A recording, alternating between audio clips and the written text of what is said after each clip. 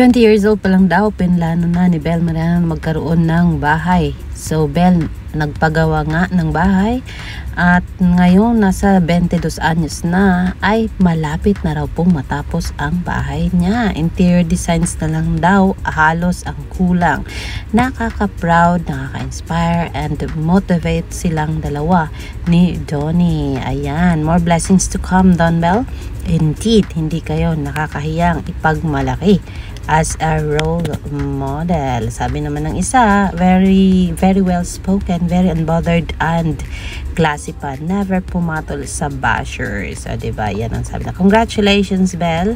Yun pala ang nakita ko sa kanyang Instagram post kanina. Narito po yan. Ayan, ito. Nakailang palapag kaya ito? Wait. Nakailang palapag kaya ang bahay ni Bel at nakaharap ito sa sunset. Parang mataas ang bahay niya kasi parang elevated at ayun.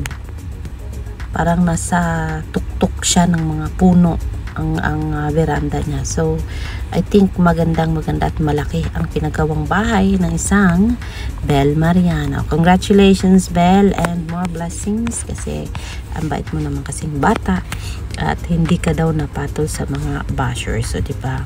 Yun ang dapat. Yun ang dapat sa life. So, yes, Bel Mariano is talagang inaabot ang pangarap sa buhay, magkaroon ng sariling bahay. Eto na, at abot kamay niya na ang kanyang tahanan. Ayan o, Bel Mariano.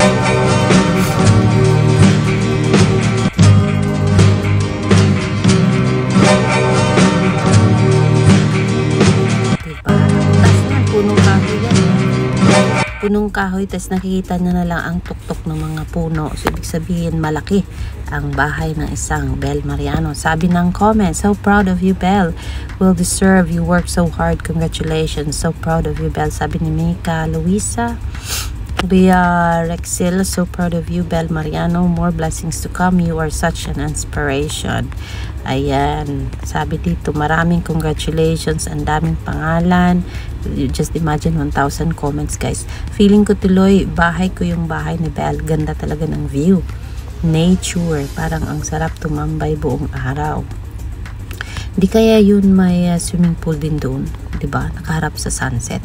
Sabi ni Libatuds 258, so proud of you, Bel. Sobrang deserve mo lahat ng nakamit mo ngayon. Pinaghirapan niya yan, guys. Ang daming project niya.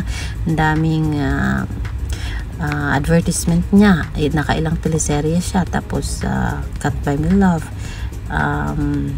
He's into her 2 seasons. Tapos Inconvenient Love.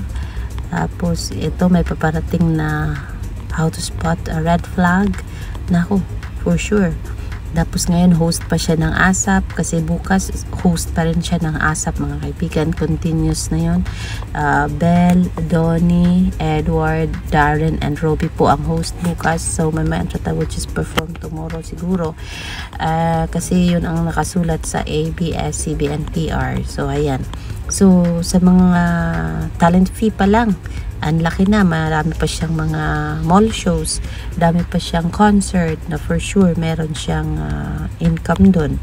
So ayan, nakikita niya na ang pinaghirapan niya, malapit nang matapos ang bahay niya at after 2 years yung pangarap niya noon ay ngayon pwede niya nang matirhan. Kulang na lang daw ang mga interior designs and all. Congratulations, Bel. Talagang pinaghirapan mo yan. Kahit mayaman ka, hindi ka nagpatali sa pera ng parents mo and ito, kumayad ka. Child star ka ng ABS-CBN. Kung saang network ba, hindi ko alam.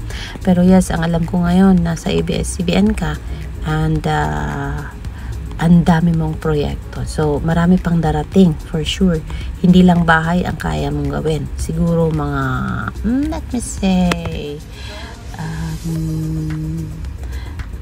100 of hectares na farmland, pwede.